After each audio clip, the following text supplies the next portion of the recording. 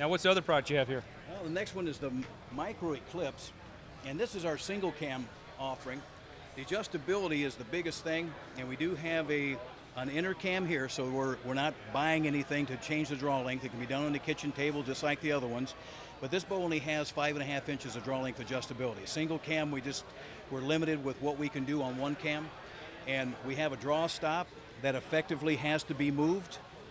If you change the module position on the back side or the power side of the cam, and you don't change the draw stop, you have not effectively changed the draw. So there's a two-step process on this one.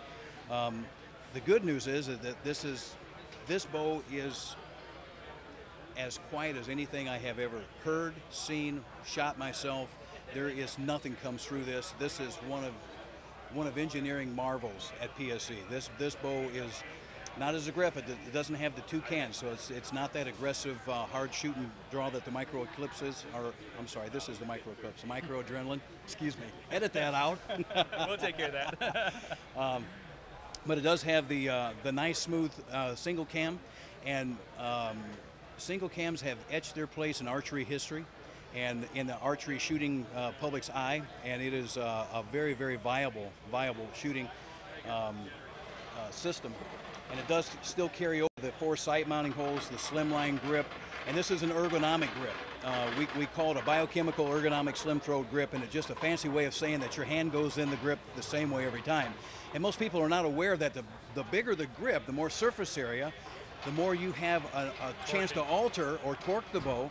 And Terry Ragsdale, one of the greatest target shooters that's ever lived, pointed out something to me about 18, 20 years ago, and he was so meticulous about lining his hand up, and I quizzed him about it, and he said, Mr. Paul, he said, if you don't put your hand in that grip the same way every time, he said the results are devastating. And he said 1/8 of an inch of pressure change on this grip will be a 3-inch miss left or right at 20 yards. And it hit me like a ton of bricks, because there would be times I would wad them up in the middle so tight, and my next 2 arrows, I'd have one out to the left and one out to the right, out of the bullseye at 20 yards. And I thought I shot that better than that. How did that happen? It's grip right here, yeah. So I wasn't putting my hand, wasn't replicating that grip over and over, and we don't force you to have good shooting form, but we make it real easy to have good shooting form. Absolutely. Okay. So again, the same adult limb pocket, the same limb structure, everything that's on our high-end bows is on this bow. $349.99 is the retail price on this, with a package that retails about $419, I believe. Okay. I take that back, $489. Okay. And it does come with arrows. Okay. So as far as the youth, and also there's been a lot of women that have said, don't insult me and tell me I can shoot this Micro Midas 3 because it looks like a child's bow. And when you put this in their hand, and they understand that the technology's here, the performance here, the shootability, the balance, the stabilized performance of the bow is all here. So it's not, we're not being condescending. And this is available in a 40-pound peak weight or a 50-pound peak weight. So if a gal wants to shoot 35 up to maybe 52 or 3 pounds, this bow will perform and do that for her. More than adequate to take big game in Michigan. Anything in Michigan. Or anywhere else. Absolutely. Absolutely. Let me ask you what's the most common mistake an adult will make when choosing a bow for their child, in your opinion? Trying to get them to shoot too much poundage. When a child pulls the bow back, they're using muscles that they're not acclimated to using, and it takes a while. And mom and dad look at it and say, hey, can you pull it? And he'll work his tail off, and he'll finally get it back. Yeah. And then my question is, can you pull it 60 times in an hour? No, I couldn't pull it 60 times in a month. Right. Well, it's too much. And they don't understand that a child they got those young muscles, and they'll recuperate, and they'll come right around. So, okay, let's start them on 20 pounds. When hunting season gets here, this is June 6th or 7th? 7th today, okay? By the time hunting season rolls around, that kid will be shooting 30, 35 pounds, and he can kill any white-tailed deer in the state of Michigan, for anywhere in the country as far as that goes, with 35 pounds. And it's all about shot placement.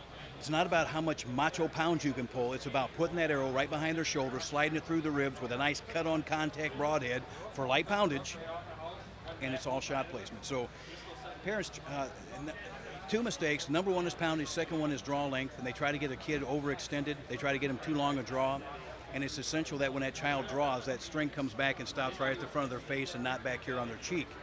And archery is about leverage, and you've got to have leverage in the bow, and if you're overextended, the draw length's too long, you've lost all your leverage. So while they're aiming, while they're getting ready to squeeze that trigger on that release or let go with their fingers, they need to have plenty of leverage in the bow, and draw length and poundage are the two key things, and that's why these bows have so much adjustability, because we're trying to address that issue and make those the right choice and a good decision for a parent looking for a child to have a bow.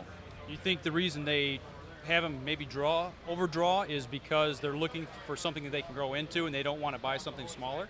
That's a lot of it, and a lot of parents got some bad information passed along to them, and possibly their setup is wrong right now. And a lot of them, as I look at them, I had a gentleman here yesterday, and he says, are you sure that's too long? It looks too short. And the string was almost to the kid's ear.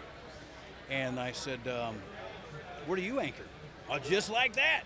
Got my thumb behind my back of my neck, and I said, well, your draw length's too long too. Pull their ear off one day.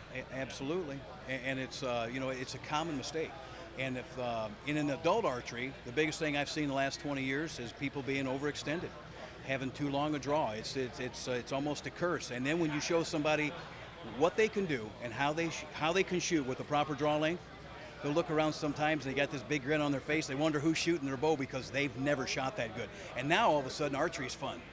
Archery's a gas. Now archery, it's when you're in a shooting sport, the idea is to hit the middle.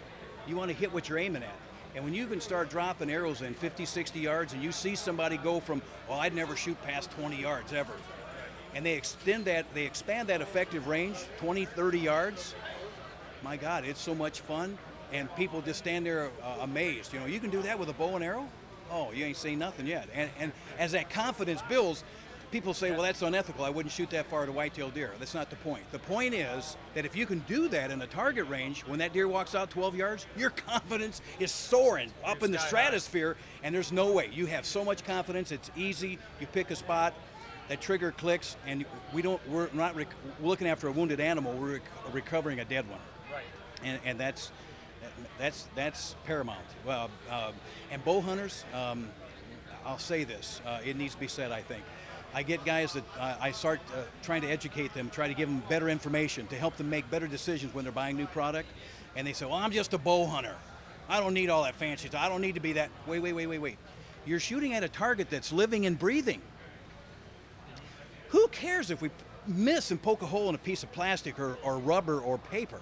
That doesn't matter a bit. Who cares? We just pull the arrow out and shoot it again. You get one chance on an animal. Do you want to make that animal suffer? Not me. Not me, friend. I want to know that when that trigger clicks, that everything is lined up. Now, Murphy's Law is out there, and you have to allow for Murphy's Law. And if I was going to quit bow hunting because I wounded an animal, I'd have quit a long time ago. But I stack the odds in my favor, so Murphy doesn't have a law to come in there and kick my butt every time. Building confidence is what it's all about. Building confidence is paramount and key, absolutely. Well, thanks. I appreciate the time, and you got some awesome products. And Mike, thank you. Hopefully we can get some of these out in some kids' hands sometime. And if nothing else, they've got some information now to take with them and make a good informed decision. Great. Thank you. Appreciate your time. Thank you.